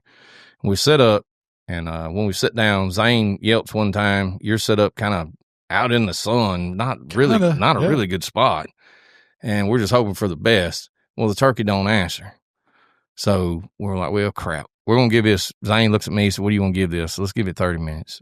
30 minutes. That's most." So we sat there. Well, Zane made that one call, and he didn't call anymore. So let me get my stuff out. So I'll make a little bit of some soft calls and do a little bit of stuff on there. And Zane said, there he is. And I looked over to my left, and I was like, there that freaking gobbler is. Walked right back out in the exact same spot and I by that time, you was all, like, you had him beat him down, son. Yeah. All he needed was to come a few more feet. And before I could say he's a little too far, pooyah, that thing flattened out, man. I was like, uh-oh. That jerky went to flopping. I was like, got him. I was under the 8 ball because y'all done had birds in the refrigerator. Yeah. So I wasn't fitting to mess around after that. So Malcolm felt a lot better after I got one. Yeah. Malcolm flattened his bird out. It was hell of a shot. Hell of a shot. It was a stretch. It's probably 60 yards. Yeah, it was out there. And anyways, flatten him out, man. And he's laying out there, and we get up to him, and man, it's just like we all got a bird. Yeah. Mission accomplished. That one wasn't on video though. We didn't get it on video because it was like, we're getting Malcolm his bird. We'll get the video camera back out after we field this tag. That was kind of the mission though. Y'all had said that. Let's go get you a bird, and then we'll worry about filming. Yeah. So that was our mid-morning. That was 9:30ish, somewhere in there. So we're all pumped up, high-fiving, man. We got it. Drop down, take a few pictures, and we did go back to camp that day. We did. We went back after that one, and we were like, well, let's run back to camp. Clean my bird. Clean your bird. Get him tagged. Get him checked in. We'll figure out what we're gonna do this afternoon. So we go back to camp. We eat lunch and kind of hang out for just a minute, and we decide we're gonna go back. We were making that afternoon plan. Yeah. What are we going to do? Where we need to sit up at? This is where we got some valuable information. Yeah. The gentleman that owns this whole property that we're hunting on stops by, and I guess he just, comes by, check on, say who's staying at one of his camp houses or whatever. So we're sitting there, and he comes in talking. We're, he telling him, we had a pretty good morning. We all three got a bird, whatever. And he was like, good. And he's like, well, where are y'all from? And we told him we was from Mississippi or whatever. And he said, oh, man, I got some business partners from Mississippi. They've been turkey hunting here for 15 years. He lets them come every year. Yeah. And then it clicked. It's like, these birds ain't acting right because these Mississippi boys done been over here chasing them for 15 crap years. Out of them. Yeah. And they had been there the week before we had gotten there. That's exactly right. Because Zane even said that. He was like, man, he had hunted Texas before. He said, this is like hunting Mississippi birds, man. I don't get it. He's like, this is nothing like it was when I came over here before. It don't make any sense. I don't know why they're like that. And it wasn't as hard as Mississippi birds, but they were responding like a Mississippi bird. Yeah. Shutting up for long periods of time during the day. Other than that morning fly down where we were catching them, they were shutting up through the middle of the day for some reason and just not saying a whole lot. You'd catch one gobbler every now and then. And anyways, we made a plan to, he told us, we've been seeing turkeys on water troughs. They have these big water troughs out there they water the cattle with. So we're seeing birds on water troughs in different places, and he told us about those guys. So we were like, okay, it makes sense now. These birds have heard calling, and, I don't know if these guys were successful or not. I think he said they killed. He said they all killed a bird. Yeah, they killed 3 birds that group. Yeah, they all killed one apiece, and so these birds they've been hunted, they've been shot at, they've been called at. So it made sense why they were a little bit harder to deal with than what we expected. And so we decided we're going to change it up. Y'all were going to break off. I told y'all, let me go back in that area where you shot your bird that morning. I feel like there's more birds than just him in there, because we had seen, I was one of the places I had birds marked at. And I was like, I'm pretty sure there's a lot more birds than that, because we had seen a lot of, turkey crap down the road, feathers, tracks everywhere. And I was like, that's a pretty hot spot like the so one they had to be using it for a watering hole, going through there, dropping down in that creek and finding water, or that cattle trough that was right down there. Yeah. So I go down there and I find this, there's this little area where they have this, it's like a area where I guess they put hay or whatever. It's got like a ring around it or corral type thing. So I sat pretty close to it. Well, I noticed that it was all dusty and stuff inside of there. So I was like, well, I don't know if that's turkeys dusting in there, or is that the cattle going up in there or what? So I'm sitting, the only place I could really set up was kind of close to that thing. There was one like deer stand or something over there, old deer stand that the tree had grown up through. And I was like, man, that's the only like real tree that's out here. Like you said, everything else is mesquite bush. The sun's high at that time of the day. There's no shade. I said, man, I need to get up in the shade, hide in the shadows a little bit here. I'm sticking out like a sore thumb in this mesquite. So I found that and it had a little cedar bush in there. So I tucked back in there and I get set up back in that, up on kind of close, almost up under that deer stand where that tree is. And I start calling. Well, turkeys answer all up and down the bottom. It's 2 or 3 different groups. I was like, these birds are in here. And I was going to use it as a scouting experience, but, I was like, well, if I get the opportunity, I'm going to go and pop. Yeah, get your second bird. Get my second bird. We agreed we were only going to kill 2 apiece and not kill the 4 apiece, because it's a place you're going to come back to. Yep. So we're going to be managers here, stewards of the land here. So anyways, I call a little bit here and there, and the birds still answer me. And it's a long period of time goes by. Well, I noticed that there was a roost tree what I thought was a roost tree out in front of a big cottonwood right on that ditch. I was like, I bet them birds roost right in there. Well, I think I wound up calling up a gobbler. He comes out of nowhere. A couple of hens came up and a jake. They go on off. They come up across the ditch in front of them and they dust out there in that little cattle area or whatever with the, it's got some crap in it or whatever, and they go on. Well, this gobbler, I can see him coming through the sage out there. I can see his full fan, and he's coming. He's strutting the whole way. He's strutting the whole way coming in, and he's gobbling. Bang, bang. And I was like, man, he's on me. He's coming to me. Well, he comes over there, and I've got the decoys that we had that morning sitting out there, and he eyeballs in. Well, man, when he sees them, here he come. Like, he let down, and he ran over. He's wanting to fight. Challenged that decoy, man. Did he whop it? Yeah, he whopped it. He run up there and hit that thing, man, and he spun it around. He walked around it, purring at it, and pecking it on top of the head and stuff. Well, he got bored with it. Well, he didn't have a very long beard. He wasn't a jake. He had a full fan. He had a shorter beard on him, probably 7 inches or so. And I was like, man, I'm going to catch hell for passing a turkey. I know I am. Somebody's going to get on to me about passing this bird, but I'm not shooting this bird because it's early. Yeah. It's still early. And I'm like, I can still hear gobblers. We're talking 3:30, 4 o'clock. Yeah. I can still hear birds around me. I was like, you know what? I'm probably going to screw up by letting this bird walk off, but I'm going to let him go. And he does. He gets bored with the decoys and he stands in the middle of the road looking, and he just finally walks off. Never saw you there. Never seen me. And anyways, he's on off. So I let him get kind of where I think he's off far enough for me to kind of resume calling and stuff. And I, do a little bit, don't really hear nothing. And then about an hour goes by, I see some more turkeys moving around out in the sage and stuff, and they come through there. And it's a jake, it's a hen, it's a jake, it's a hen. You know, it's just a constant flow of birds coming through there, getting water and dusting and moving on. And so I call again, I hear turkeys gobble again. I was like, well, they're closer. And I look up, and as I'm sitting there, these hens come running. I'm talking about running down the freaking road, man. I'm talking about just wide open as fast as they can run. I was like, oh, man, here comes some hens, you know. So they get up there, and they run out there, and they start dusting around that thing. They go down in the ditch. You know, I'm sure they were getting water because it stayed down there a minute, and they filter up back out of the ditch. Well, some more hens come, and while they're doing this, I do a little calling, messing with a jake that was with them. And anyways, he's like looking for me, and he walks over the decoys and runs away from me. He's scared of it. And so I was just kind of doing some purring and, you know, just real easy purring and maybe just a little soft, just choo, choo, choo, on the slate call, just trying to keep them interested in my decoys. And I look up and I see this fan come around the corner, and I was like, uh-oh. Coming down the road. Coming down the road. He's full fan, and he's kind of trotting a little bit, you know, and he's strutting, and he'll stop, or he run a little bit, and he'd stop, strut.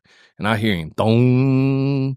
I was like, oh, it's Longbeard. This is a one. This is a one. And he gets up there. Oh, man, I done messed the story up already. Because I had gotten up in between all these turkeys and took a leak. Like, I had to use the bathroom. So I'm standing up. While they're out there? No. Oh. It was in between them coming and dusting and moving on. Yeah. Anyway, so I had gotten up to use the bathroom and just kind of turned and used the bathroom and turned back. And that's when I heard him, you know, drumming. And he's coming down, and I see him coming down the road. My gun is down at my feet.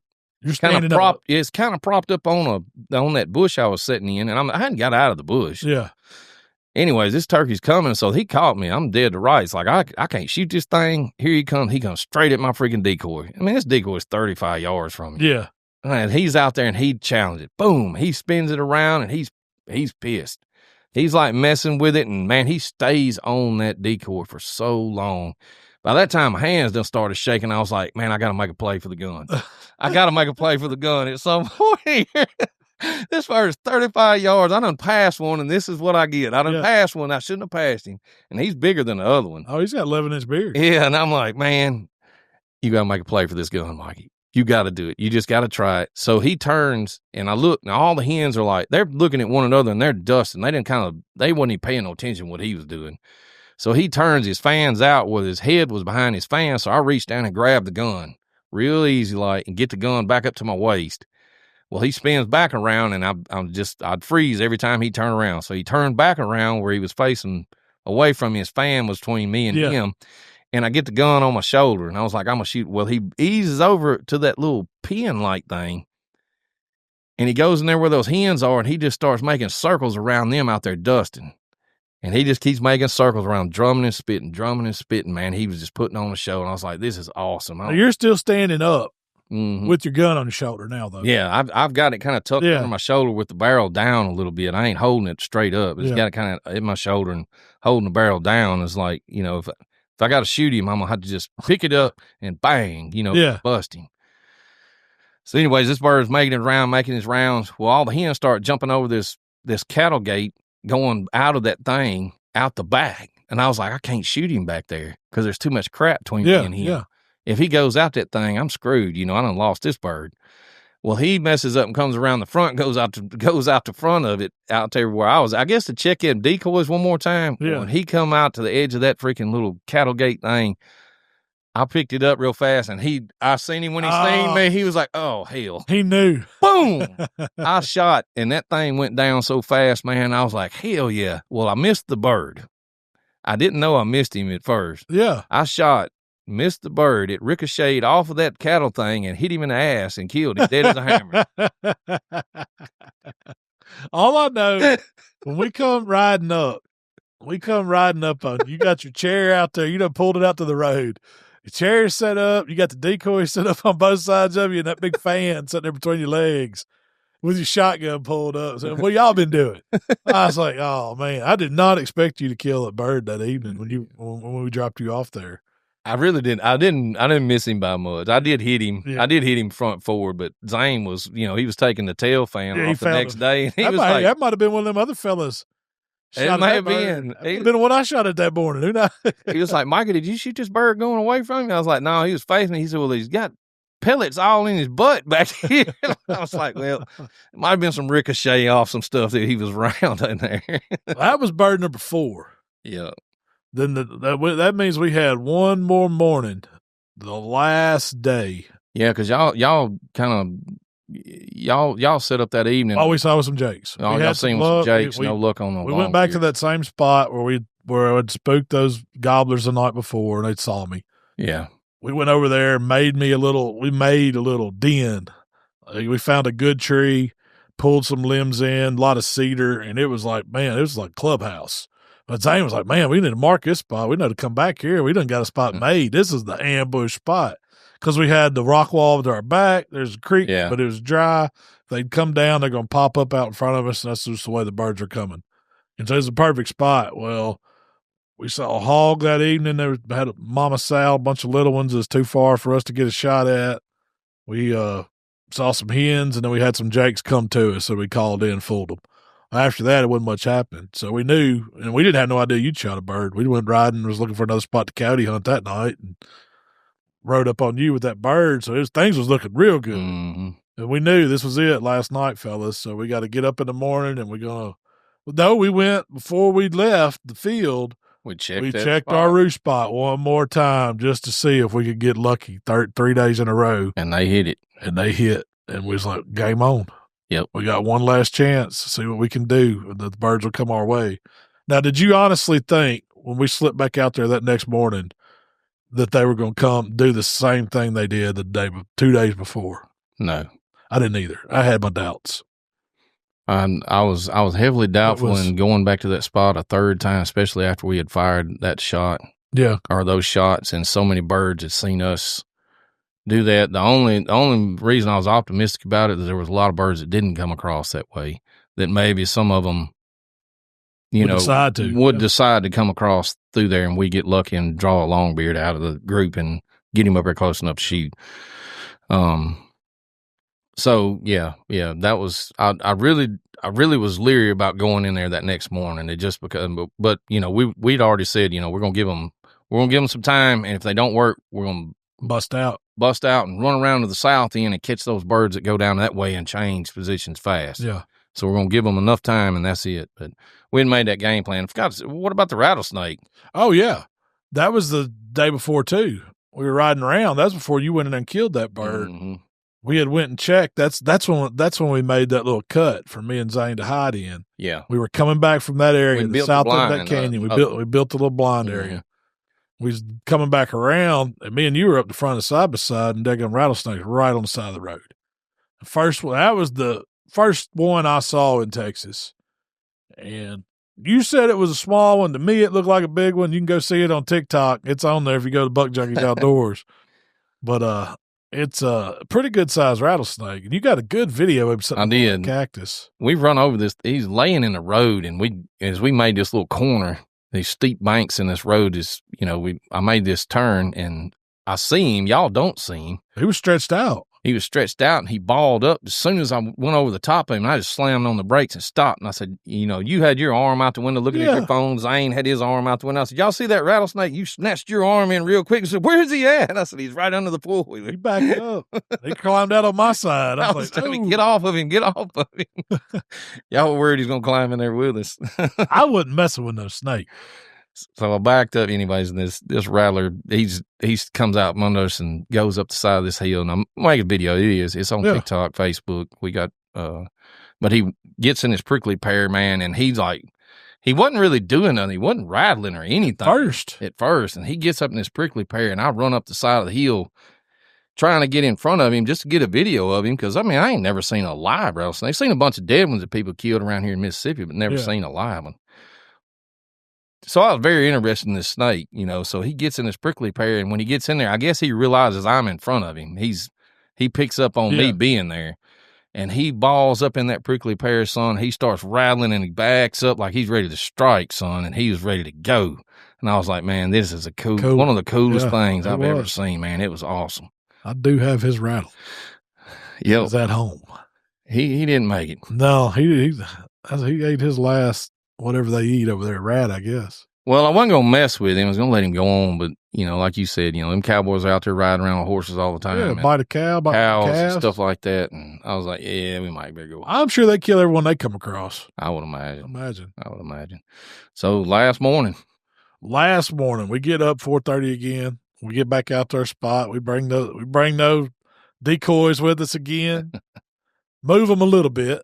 They're not in the exact same spot. And the turkeys are over there on the roost. I mean, you can spot them. Like it's when we got down in there and you can get the silhouette right where you can see in that moonlight up against that canyon, you could see them in that tree. And I was like, man, that's cool. They're there. I don't know if they're going to come to us, but we're going to give it one more shot. And so we do. We sit down and, it starts to wake up. You start to hear birds chirping, and turkeys are gobbling at every little thing they hear. They start flying down. We see them fly down. Yeah. You can see them grouping up over there, strutting. It's probably 6:50, something like that in the morning. Something like that. And then we get that old hen we kind of the same situation. One hen comes. That's the only bird that comes to us across that ditch. Because we're like, they got to cross the ditch. And I was like, man, they ain't coming today. We're going to have to make a move. It's, and then we're like, let's sit there a few minutes. And that hen comes across, and she kind of comes up there, but I think the decoy scared her that morning again. Or something did. But she went back off, and then I think you got the camera, and you're watching these birds as they fly down. Mm-hmm. You're like, there's one crossing the ditch. There's another crossing the ditch. So Zane you tell him to start calling again to that hen so she'll calm down. And he starts making the same sound she's making. She's just yelping. She ain't doing anything crazy. But that gets enough of their attention to where I guess she calms down a little, and the other birds come on over that ditch because I don't know, it's probably 6, 7 jakes, 2 or 3 more hens, and you spotted one longbeard. You said there's a longbeard in there behind them. Yeah, longbeard behind them, and I never saw him. Like at first, because where I was, I didn't have. Zane had a scope on his shotgun. He had some magnification. Yeah, I just had a dot. I could zoom all the way out. Camera. Yeah. So you saw that longbeard, and he got in that grass and was coming. Well, by the time he got around that hen, they was pecking around, and he looked over and saw those decoys. He was on a mission. Mm-hmm. And you said, here he comes. And Zane quit calling. He said, he's coming. I said, all right, boys, here we go. And I thought one time you might have said that there's more than one longbeard in there. I thought I seen one more. But I never saw another one. This one was the lead one. He come out swinging. Pretty good beard on him. He had long. He was 10.5 inches. He was a good one. Thick one, too. And he was, by the time, I had him, and we was wanting you to get this one on camera, too. And you'd gotten turned, I think, to where you could see it perfect. And I was like, if he gets within, 50 yards, I'm going to have to shoot this bird. I can't. This is my last one, last morning.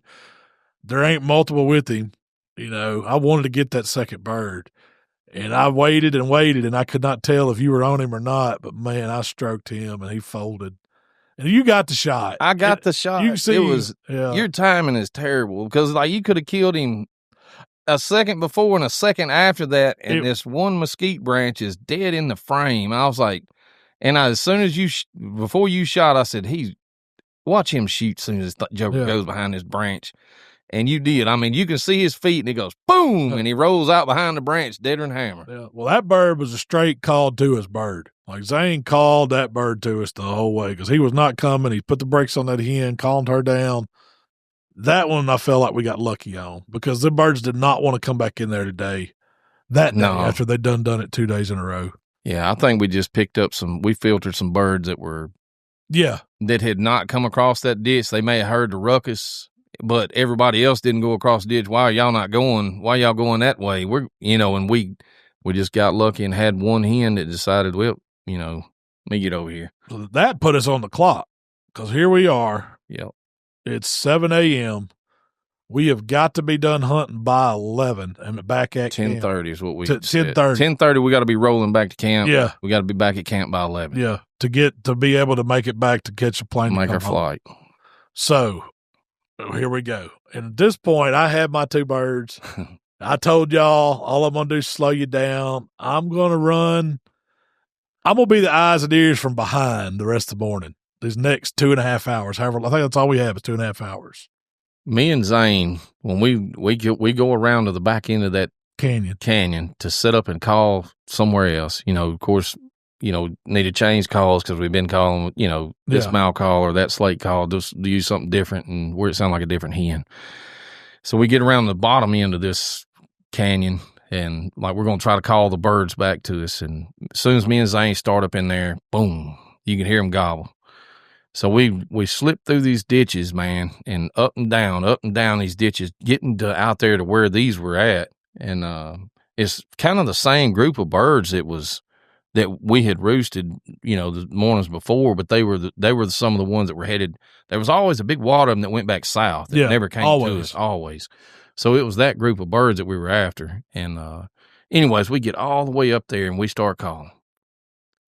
And they gobble, but it sounds like they're way off. And at this point, it was uncharted territory. We didn't really know how the terrain laid back up that bottom because we didn't go in there molesting that because we knew the birds were staying in that area somewhere. So we start in there, and anyways, we come up over this out of this ditch and step up on this little knoll, and it's another ditch directly on the other side of it. And we step up on it, and when we did, I see turkeys start running. I grab Zane to my right. I was like, the birds are going up the hill right here. Well, I've never seen a longbeard. So he starts yelping again to see if we get one to answer. They don't answer. I was like, well, crap. I guess the longbeards were in there with those hens, and the hens must have made a noise or something, putted or something that we didn't hear as we were walking, and they took off and blowed that hunt. So now we got to walk all the way back out through all this crap. We come all the way back out. We get back out to you, and I done heard you done heard birds back behind us. So we start calling back, calling. You hear him faintly gobble back behind us, and we were debating on, do we want to get on the four-wheeler and move, or side by side and move, or do we just want to walk way over there? So we're like, we'll just ease over here on the side by side. We're going to put Malcolm down in the bottom. We're going to get up on. You were in this dry creek that had like a ledge on the side, and we pulled up and pulled you on the ledge where you could see this open field out in front of you. And me and Zane go over this ledge. When we go over the ledge, Zane drops down. He peeks over his head peeks up over he peeks over the hill, and he just drops down on his guts. And he looks back at me and he points. So I put my face mask on and I ease up there, man. I'm sitting on my heels, trying to get up over his head. And Zane's sitting in the prone position with his shotgun pointed. And I was like, and I still don't see nothing. I'm like, what in the world is he fixing to shoot? Well, then I kind of ease up where I'm sitting up, getting off my heels some and ease up high enough where I can get the camera over top of his head and I see him. So there's a couple of turkeys right in front of him. We didn't know what they were. We just heard them gobble back that direction. Well, it wasn't a longbeard. It was a jake and a hen. So the gobbler's still gobbling back in behind them back there. You'd hear him every now and then. So anyways, those birds ease on off, and me and Zane get up.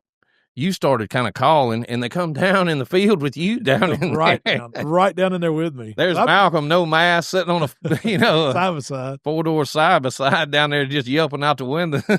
There they are. Malcolm called them to him.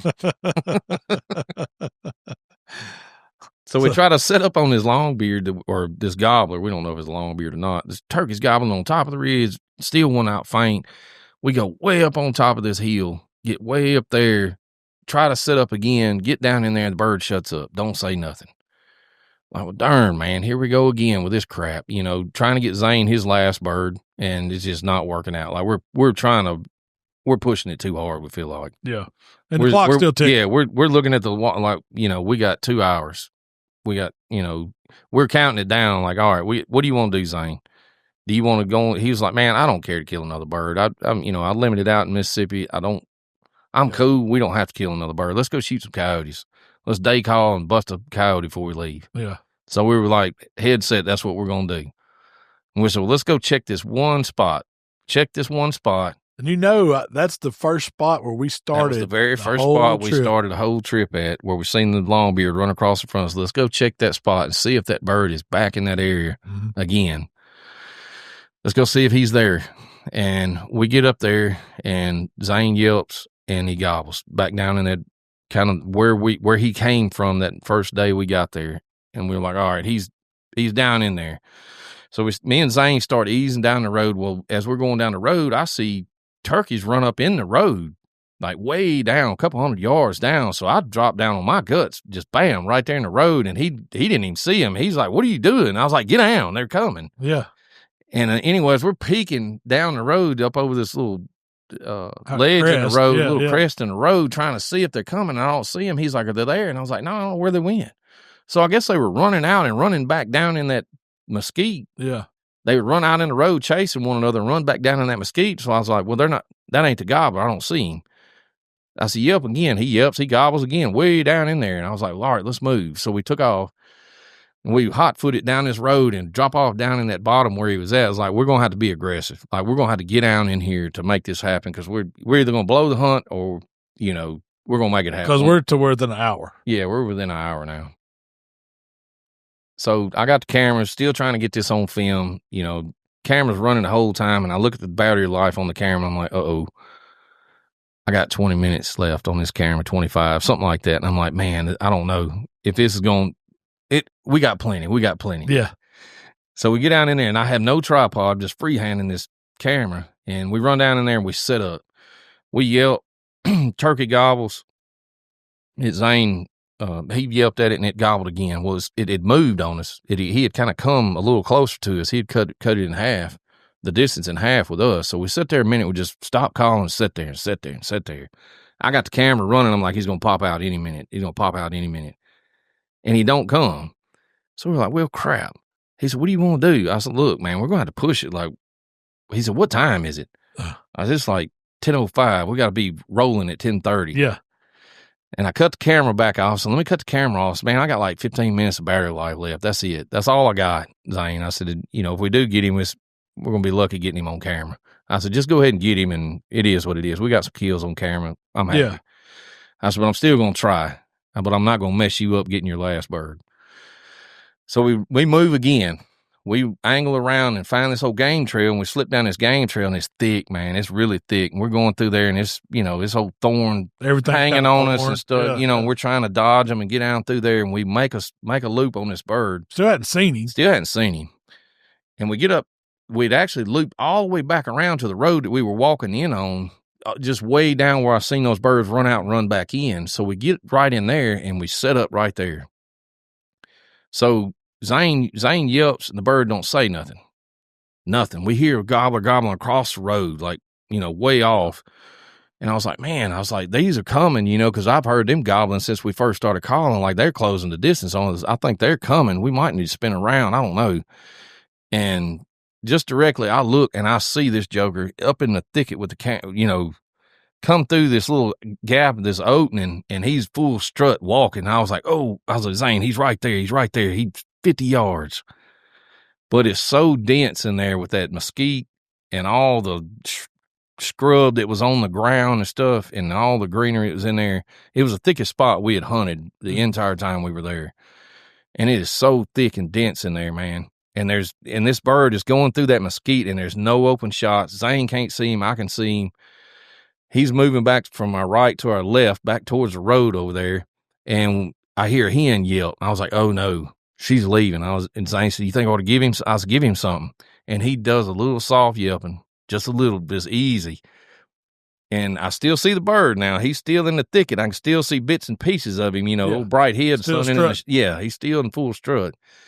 And this hen comes in the thicket from across the road in there with us.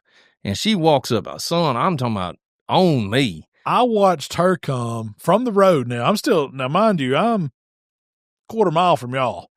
But I could see across this field, and I can hear y'all calling down in there. So I see this hen coming. I've been watching her with binoculars for 15 minutes. She came 400 or 500 yards to y'all. Yeah. Easy. Now, it's pretty open and rolly where she was coming, but I could see her the whole way. When she crossed the road, I'd sent you a text because I had service up on top of the hill because I had high ground where y'all were down in there and you didn't have no service. I said, hens in your back pocket. Yeah. And then about that time, here come one of them cowboys in a farm truck.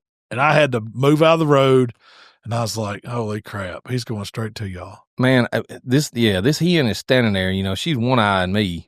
And I'm not even breathing. I'm holding my breath, and my hands are shaking, and I ain't sitting down. Yeah, because you're up. I'm on my knees, right behind Zane, like shooting over his, like kind of over his shoulder almost. And I'm trying to hold the camera still, and I'm back sitting on my heels again. Well, both my legs done went dead. I'm talking about it felt like you were sticking me in needles. They were just dead. Sleep, yeah. They were asleep. And I'm sitting there, and I was like, Zane, I hear a truck coming. I said, is that Mal? Surely that ain't Mal. Y'all was dog cussing me. Oh, I was mad. I was like, dude, man, he better not. I was like, we got 15 minutes. Anyways, we weren't. That's all we had. That was what I was thinking in my head. That's all we had, because I was watching the clock, too. Well, Zane whispers back, he said, how long we got? I said, we got like 10 or 12 minutes, Zane. Like, this has got to happen. Well, anyways, we realized it wasn't you, and the truck turns and goes down, cuts off and goes away from us down this other road that was kind of not far from us. So he didn't pass y'all that first time? No, and he's checking water troughs, I guess. I think he's checking the floats on water. Yeah, just making sure all the troughs had water in them and stuff like that. So I was like, all right, he's gone. It's good. I was like, all right, we got to make this happen. We got 10 minutes, Zane. And I'm whispering to him, and I said, the bird, I don't see him, but he's still there somewhere. Close. And I said, he's within 50 yards of us. And anyways, we're looking, trying to see him. I'm zooming in and out with the camera, like just trying to pick up a head or a feather or something in that crap. And I can't see him. And anyways, Zane said, you see him? I said, no, I don't see him. So we hear the truck coming again. This freaking truck. Y'all still think it's me? No, we knew it wasn't you then. So they come by, these cowboys come by us in this freaking truck, man. And I'm talking about, like, I wanted to, like, just get up and run out there and just, man, I was mad because I'm like, I'm hurting. Like, I'm hurting bad.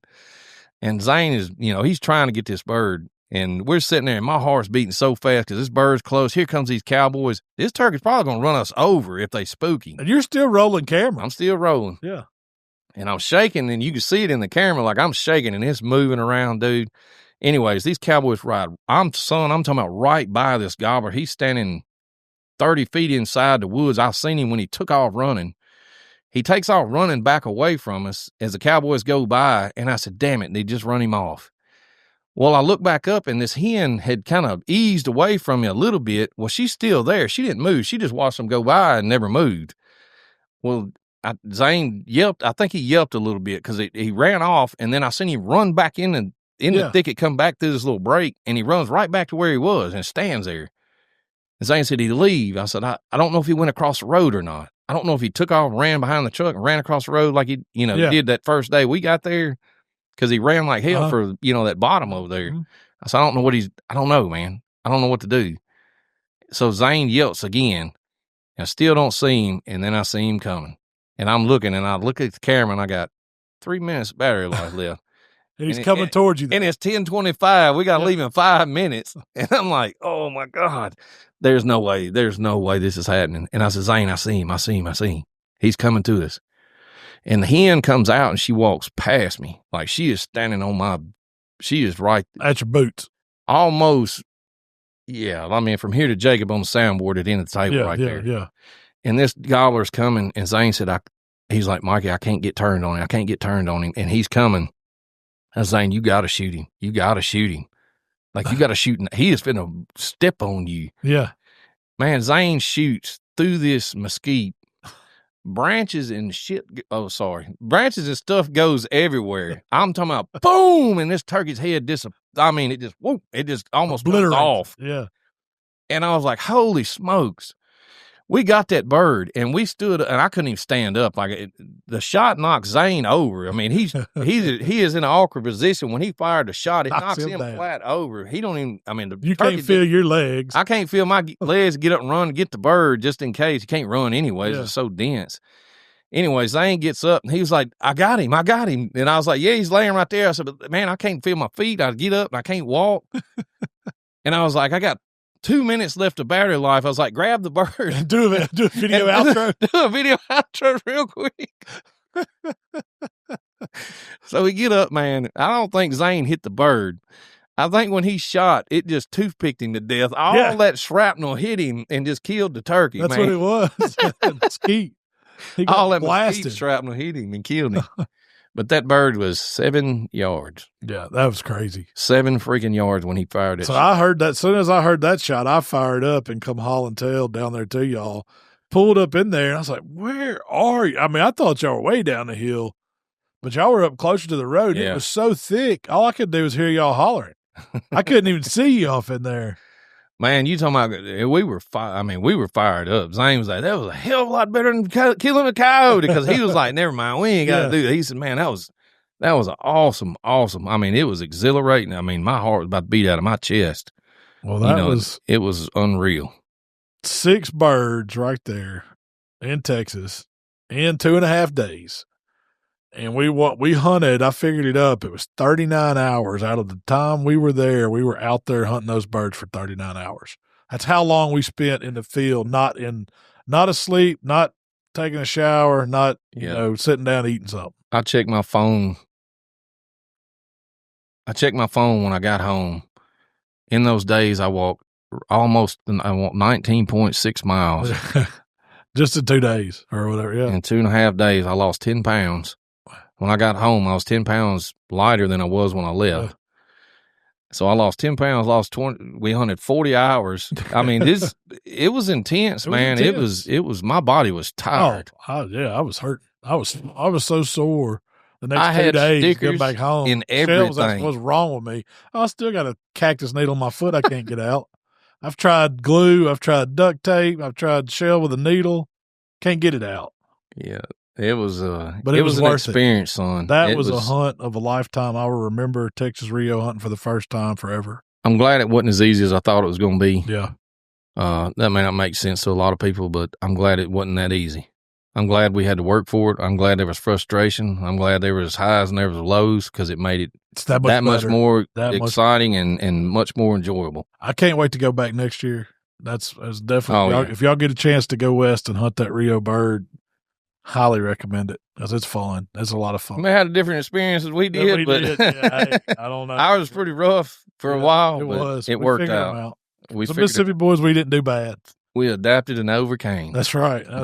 So, we're wrapping up turkey season. This is the last weekend here in Mississippi where we are. So, if y'all get out there and get at them one last time, it's about to get too daggum hot for me, though. Yeah. 80-something. I'm ready to get the fishing pole out. Yeah, that's right. Let's see if we can still catch some crappies biting. No paper mouths.